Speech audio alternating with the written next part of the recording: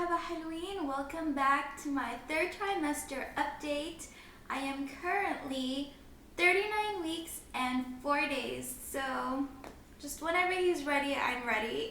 My third trimester has been quite challenging for me, so there's a lot that I have to touch on. So at the beginning of my third trimester, we're just getting settled in our new home, and I decided to switch doctors because after 2 visits with my previous doctor, who was 45 minutes to an hour away, you could just never predict traffic, I just realized, you know what, it would be a smarter decision to find a doctor in a hospital near us, and it would just be better for our family because I just can't, I don't know if I could wait 45 minutes to an hour in the car if I were to spontaneously jump into labor.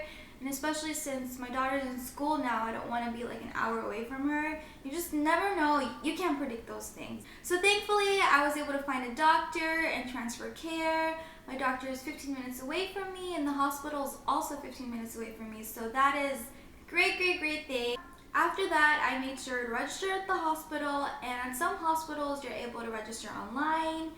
But my hospital, they're not there yet, so I had to go in person to register. And actually, I'm glad I did. I like it that way because you get to go personally and just get to know the hospital. You get to walk around and look around. And there I also signed up for a labor and delivery room tour. So that was really nice. I really liked the labor and delivery rooms. They were very home-like for a birthing experience. So I'd say it's definitely a must to do a labor and delivery room tour because it just gives you an insight of what you will be going into. And also you get a lot of information of how they take care of their patients and what it's like after the baby is born. Do you get skin to skin? Are they big on breastfeeding? So that's just very important to know. So like I said, after transferring care, my doctor set me up with a high-risk ultrasound specialist just based on, my previous pregnancy, just to have a little peace of mind about the baby's health.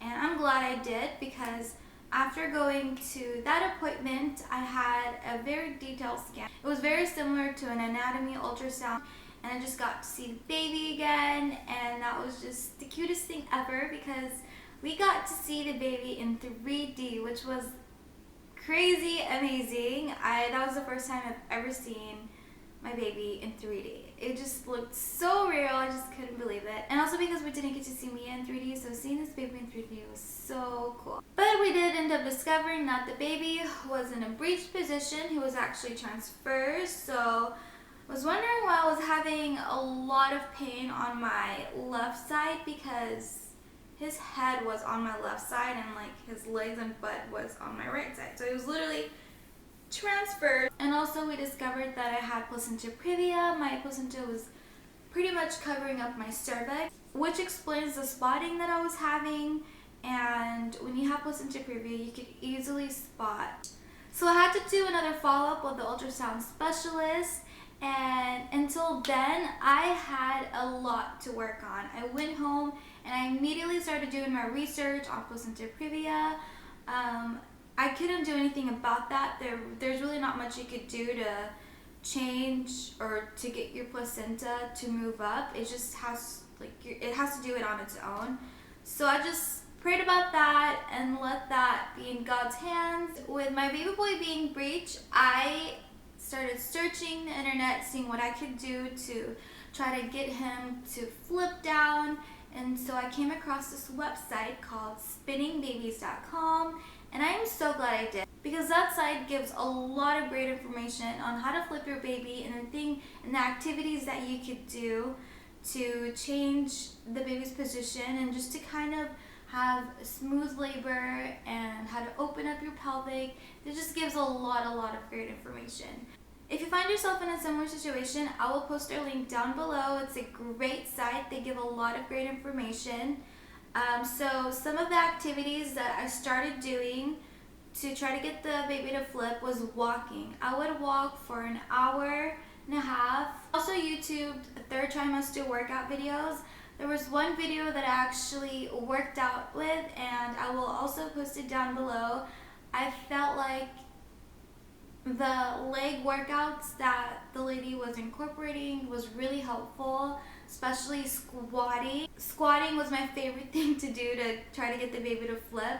And belly dancing, just trying to like, move your hips around. That really helped. And I also did a breech tilt. It's called an extra virgin breech tilt.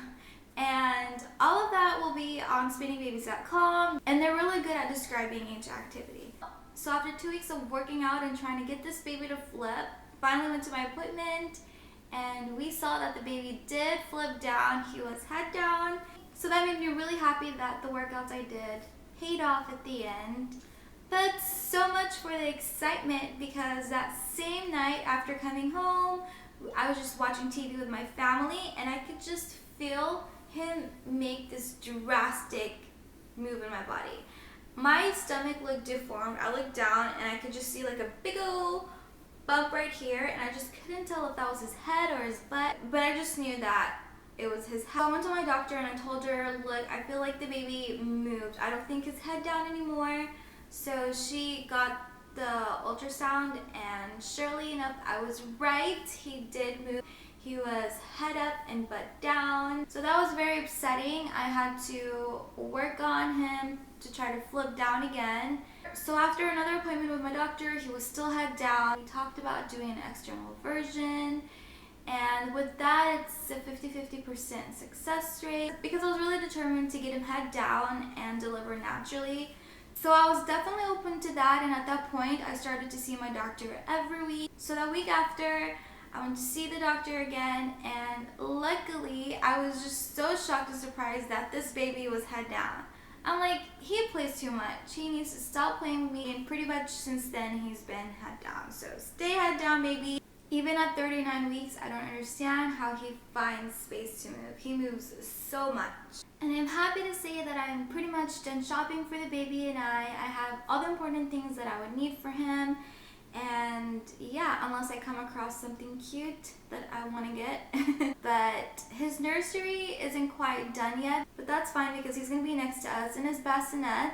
So I still have time to finish up his room in the meantime that he's with us. So everything's ready for him. We're just playing the waiting game now. So I plan on breastfeeding, but I still made sure to get me a Medela breast pump. This is the one that I got. It's in a tote. And I got it through pumpingessentials.com. They were able to work with my insurance, and I just had to put $95 down, which was much better than trying to do it through Babies R Us, because it was a little bit more expensive. I think I had to put down $195 with Babies R Us. So I'm so glad that I stumbled upon Pumping Essentials and they got me a better deal. And I really like this one. It's just a black tote with the monitor in here where you could adjust the speed, and it comes with 4 bottles and 2 pumping kits and an ice pack and a little bag to keep the breast milk cool. What else? It comes with chargers and just, it's really great. I love it. And I'm sure it'll come in handy once I have the baby. My hospital bag is ready. I started getting my hospital bag little by little at the beginning of my 3rd trimester. And by 38 weeks, I pretty much had all of my hospital bag together and ready. So yeah, like I said, we're just waiting on this little man to come. I think he's a little too comfortable in there. And does everyone want to know how much I gained weight? I gained 50 pounds. Like, that is just kind of embarrassing. I don't look it. It's actually all belly. But yeah, I can't believe I gained 50 pounds. I really had an appetite with this pregnancy. But it's all in good health for the baby. And also, as I'm getting closer and closer to my due date, I've been eating lots and lots of dates. I love dates. They have so many health benefits to it, and it's supposed to make a pregnant woman have a smoother labor. So inshallah, in my case, I have a smooth labor and a healthy baby boy.